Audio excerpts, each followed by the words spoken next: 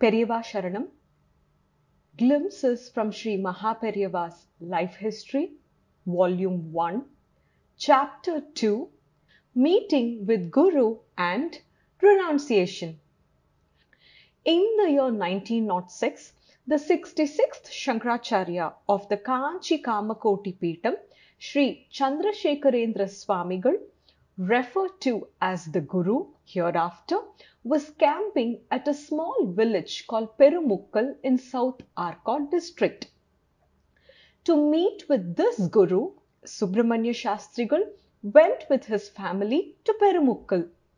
During the family's 2-day stay at the village, the Guru had several meetings with the young Swaminathan and asked him many questions.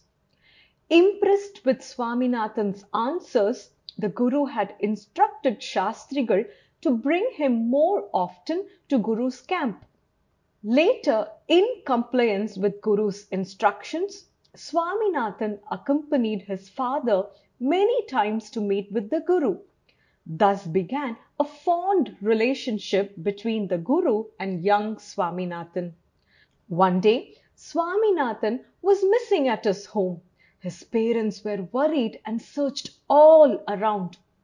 After spending 2 sleepless nights, the parents got a message that Swaminathan was safe at the Guru's camp. 2 days later, Swaminathan returned home. It was not clear as to how and why he went to meet the Guru. Sometime in early February 1907, while Subramanya Shastrigal was away at work in Tiruchi, his family received a telegram from the Guru's camp requesting Shastrigal to bring Swaminathan immediately to Kanchipuram. Realizing the importance and urgency of the matter, friends of Shastrigal sent the family members by train to Kanchipuram.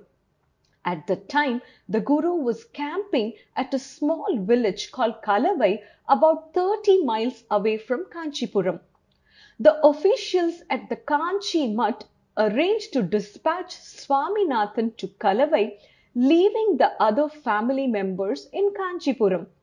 When the telegram was sent to Shastrigal, the Guru was suffering from smallpox.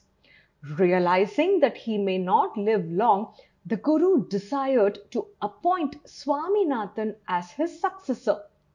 He had instructed the Kanchi Mutt officials to call Swaminathan and his father Subramanya Shastrigal. Accordingly, the Mutt officials sent a telegram to Shastrigal asking him to come immediately with Swaminathan.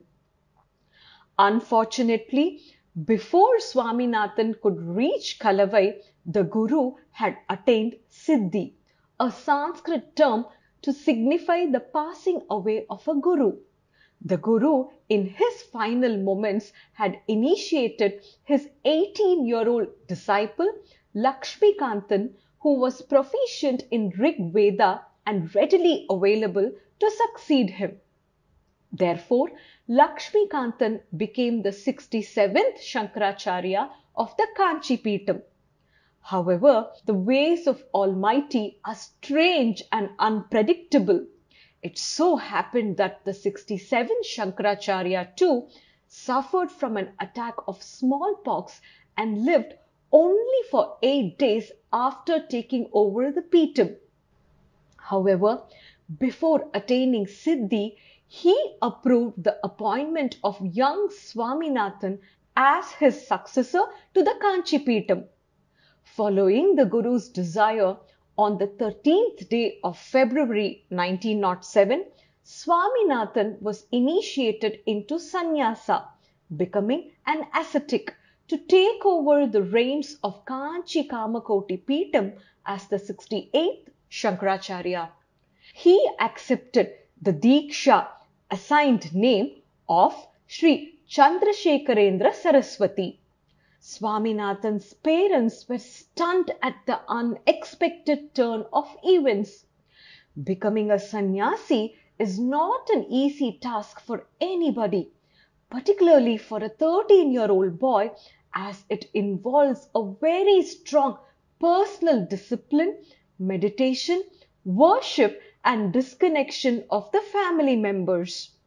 They were most reluctant to give away their loving son to the Kanchi Peetham. The officials of the Kanchi Mutt pleaded with them to spare Swaminathan for the welfare of the world at large and for the sake of other disciples at the Mutt who urgently needed a guru. Perplexed and not knowing what to do, Swaminathan's parents did not have a ready response to the Mutt officials. As if to relieve the great mental torture his parents were going through, the gentle Swaminathan offered salutations to his parents and told them, "Why do you hesitate? I have the fullest blessing of the Guru and I shall fulfill my duties as ordained. Please permit me to accept sannyasam with your full heart." Those words were a source of great solace to Swaminathan's parents, and they reconciled and gave permission to their son.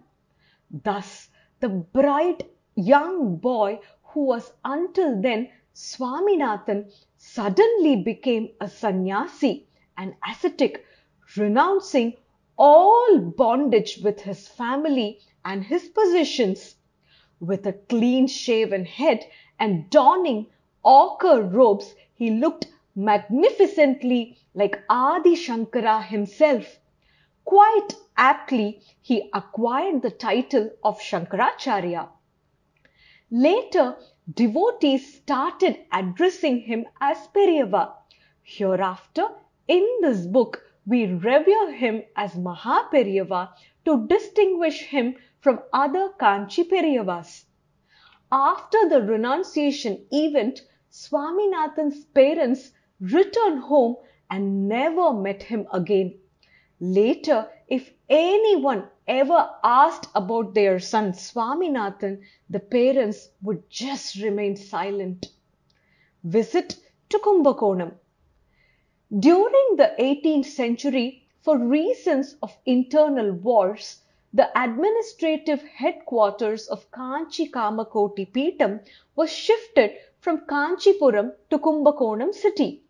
This move happened during the tenure of the 62nd Shankaracharya.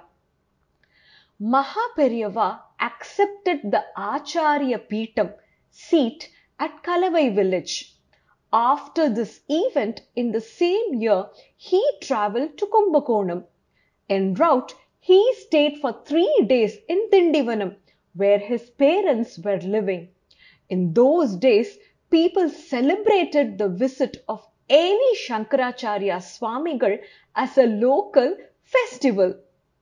Thousands of people used to gather to watch the Acharya performing the puja, ritual worship to the deities of Sri Chandramaulishwara and his consort Tripura Sundari Amman.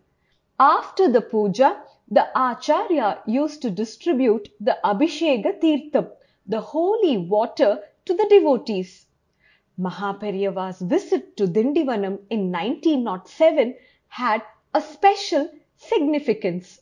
Until then, the residents of Dindivanam knew him only as a young boy, but now they were seeing him as an ochre robe wearing ascetic, a charming Shankaracharya. It was natural that the local residents were proud that the Shankaracharya Mahaperiyava belonged to their city of Dindivanam. For this reason, people gathered in large numbers to see him and express their devotion. The teachers and students from the local mission school were particularly interested to see him. Mahaperiyava delighted them by conversing with them. All the Shankaracharyas of Kamakoti Peetham are sannyasis. However, since they worked for the welfare of people at large, it was a tradition to visualize them like emperors. The disciples, therefore, wanted to perform the formal Pattabhishegam, traditional coronation of Maha Periyava. On May 9th, 1907, this important Pattabhishegam event was celebrated in a grand manner at the Kumbakonam Mutt. At this event, Maha Periyava received Abhishegam, holy bath, with water from the holy river Ganges. After the Abhishegam, Maha Periyava was seated on a Simhasana throne. Thousands of people, including many dignitaries from the government and royal representatives of the queens from Tanjavur kingdom, witnessed the coronation ceremony.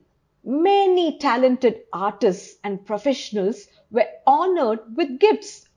Later in the night, seated on an elephant, Maha Periyava went on a procession around the city, providing a scene that mesmerized the people around. Thus, a 13-year-old boy called Swaminathan became a sannyasi and attained the position of the 68th Shankaracharya of Kanchi Periva Peetam with the title of Jagadguru. Periyava Sharanam.